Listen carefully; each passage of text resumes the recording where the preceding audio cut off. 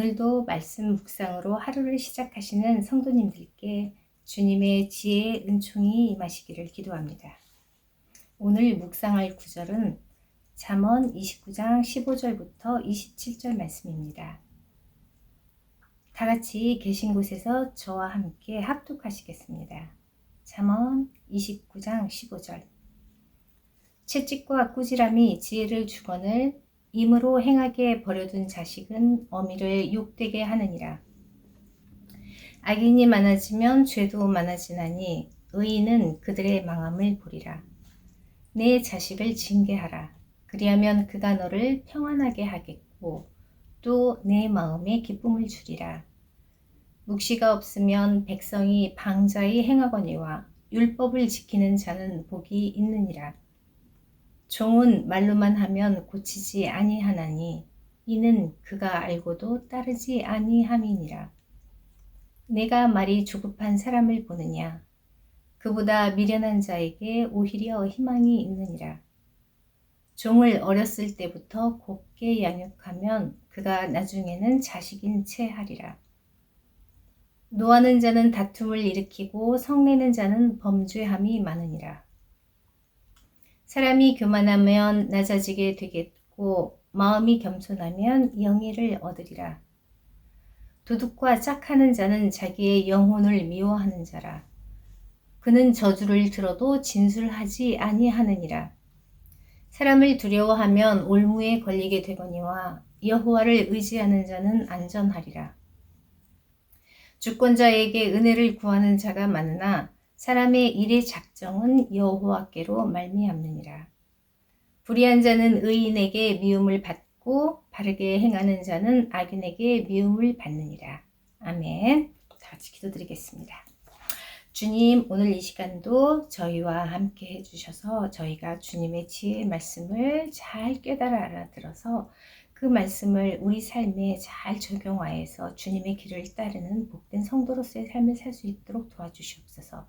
그렇게 지금도 저희 안에서 함께 동행해 주시는 우리 주 예수 그리스도 이름으로 기도드렸습니다. 아멘. 오늘은 묵시가 없으면 방자히 행한다 라는 제목으로 말씀을 나누겠습니다. 저는 오늘 말씀을 두 가지 주제를 가지고 묵상을 나누고자 합니다. 첫째는 자녀를 향한 사랑의 징계와 권고, 그리고 18절에 묵시가 없으면 백성이 방자히 행함과 25절에 사람을 두려워하면 올무에 걸리지만 여호와를 의지하는 자는 안전함에 대해 나누겠습니다. 그리고 우리의 지혜의 근원이며 두려워해야 할 주권자이신 여호와 하나님을 경외함이 지혜의 근본임을 재차 강조하고 결론을 맺겠습니다. 잠언은 시대와 지리적 한계를 뛰어넘는 보편적이며 규범적인 삶의 지혜를 말하고 있습니다. 수천 년이 지난 지금도 여전히 우리에게 유효한 이유는 잠언의 지혜가 시대와 역사를 초월한 인류의 공통된 삶을 반영하고 있기 때문입니다. 그리고 성도된 우리 삶에 있어서 예배자로서의 삶과 그로부터 오는 지혜를 깨달아 알 수 있습니다. 잠언이 말하고자 하는 길은 늘 두 가지로 나뉩니다. 지혜와 어리석음, 악인과 의인의 길입니다. 이것은 도덕적 가치 기준으로 인간의 자유와 책임을 강조합니다. 따라서 인간의 삶을 위협하거나 생명의 길에서 멀어지게 하는 요인들을 구체적으로 밝히고 깨닫고 그리고 따라야 할 길을 권고하며 가르치고 있습니다. 하지만 우리의 삶은 이렇게 신명기적인 관점처럼 말씀대로 그리고 말씀에 순종하면 복, 그리고 그렇게 살지 않으면 저주의 삶이라는 권선징악의 삶의 경우를 비껴감을 종종 볼 수 있게 됩니다. 그리고 우리 삶에 그런 일을 겪게 됩니다. 그리고 실제로 더 많은 시간 가운데 이해되지 않고 정말 받아들이고 싶지 않은 그런 삶의 순간들이 더 많이 우리 앞에 있음을 알고 있습니다. 이러한 일들 가운데에서도 하나님의 주권을 인정하고 그 시간 가운데 하나님이 우리에게 보여주실 그 사랑이 무엇인지, 그리고 주님이 나에게 말씀하심이 무엇인지를 깨달아 알아가고 그것을 지켜나가는 삶이 지혜자의 삶이라고 말할 수 있습니다. 잠언 1장 7절에 여호와를 경외함이 지혜의 근본이라고 하신 말씀을 늘 상고하면서 매 순간 주님을 경외하는 삶이 되시기를 바랍니다. 오늘 본문 15절, 17절, 19절, 21절은 자녀를 어떻게 양육함이 지혜자의 삶인가에 대해 말하고 있습니다. 요즘은 시대가 변하여서 자녀들에게 많은 칭찬과 아름답고 좋은 말들을 해주라고 말하고 있습니다. 맞습니다. 옳습니다. 하지만 그렇게 징계를 하거나 그게 징계를 하거나 나무라면 아이들에게 좋지 않은 영향을 끼친다고 배우고 있고 그렇게 가르치는 시대가 되었습니다. 그래서 어쩌면 오늘의 말씀이 어떤 분들에게는 흔쾌히 받아들이기 쉽지 않을 수도 있겠다라는 생각이 들기도 합니다. 제가 위의 4구절 가운데 자녀에 관한 2구절을 여러분에게 읽어드리겠습니다. 채찍과 꾸지람이 지혜를 주거늘 임으로 행하게 버려둔 자식은 어미를 욕되게 하느니라. 그리고 내 자식을 징계하라. 그리하면 그가 너를 평안히 하겠고 또 내 마음에 기쁨을 주리라. 아멘. 위의 구절들이 의미하는 것은 부모님들이 항상 아이를 다그치거나 나무라라는 것이 아닌 잘못과 칭찬을 정확히 하라는 의미라고 봅니다. 매일 묵상에는 규칙의 울타리를 만들어주지 않고 과잉 보호를 한다면 자녀들은 오히려 불안하여서 자기 통제력을 잃을 것이라고 합니다. 그리고 이것은 아이들의 인격을 공격하는 것이 아닌 부모가 먼저 자신의 감정을 절제하며 훈육하는 법을 배워야 하고 일관성 있는 신앙의 삶의 모습으로 자녀에게 신뢰를 쌓아야 한다고 말합니다. 무엇보다 부모는 사랑의 마음으로 자녀의 마음을 읽어주고 기다려 주어야 한다고 말하고 있습니다. 저는 여기에서 일관성 있게라는 말에 힘을 주고 싶습니다. 누구든 일관성에 문제가 있다면 그를 대하는 상대가 굉장히 곤혹스럽고 혼란스럽습니다. 일상을 함께하는 부모와 어린 자녀의 사이라면 더욱 그럴 것입니다. 특별히 아직 스스로 사고할 능력이 없거나 자신의 가치관이 정립되지 않은 어린 자녀들이라면 더욱 혼란스러울 것입니다. 아이가 스스로 생각할 수 있는 때가 될 때까지는 해야 할 것과 하지 말아야 할 것의 경계를 확실히 정해주는 것이 오히려 아이들이 무엇인가를 결정할 때 많은 도움이 되리라고 생각됩니다. 그리고 그 경계를 넘어갔을 때는 확실히 무엇이 잘못되었는지를 일깨워 주어야 하고 잘 지킬 경우에는 칭찬하는 것이 옳습니다. 하지만 너무 과한 것은 균형을 잃고 원래 하고자 하는 것을 지나치게 됩니다. 예를 들어 부모님들이 자신의 감정을 절제하지 못해서 아이에게 자신의 감정을 막 쏟아붓거나 또 그런 말들과 더 나아가서 과격한 체벌을 하는 것은 폭력이 될 것입니다. 그래서 부모가 먼저 자신의 감정을 절제하는 법을 배우고 훈육하는 법을 배워야 한다고 말하고 있습니다. 부모인 저도 많은 실수의 시간을 거쳐왔습니다. 그래서 아직 어린아이가 있는 부모님들께서는 지금 이 시간에 함께 하신다면 잠언의 말씀들을 잘 숙지하셔서 무엇보다 여호와를 경외하며 아이들을 양육하시기를 주님의 이름으로 부탁드립니다.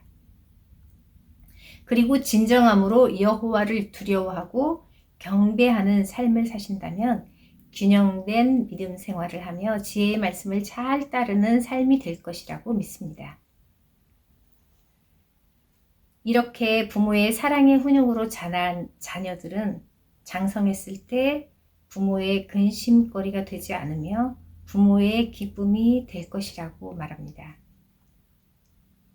자녀의 잘못된 행동을 방관한다면 그것은 결코 사랑이 아니라고 말하고 있습니다. 두 번째는 18절에 묵시가 없으면 백성이 방자히 행한다와 25절에 사람을 두려워하면 올무에 걸리게 되거니와 여호와를 의지하는 자는 안전하리라 라는 말씀입니다. 묵시는 하나님으로부터 오는 지침들, 비전, 즉 사람의 범위를 넘어선 하나님에 의한 인식입니다. 구약시대에는 주로 심판과 종말에 관한 부분에 대해서 묵시에 대해 말을 많이 했습니다.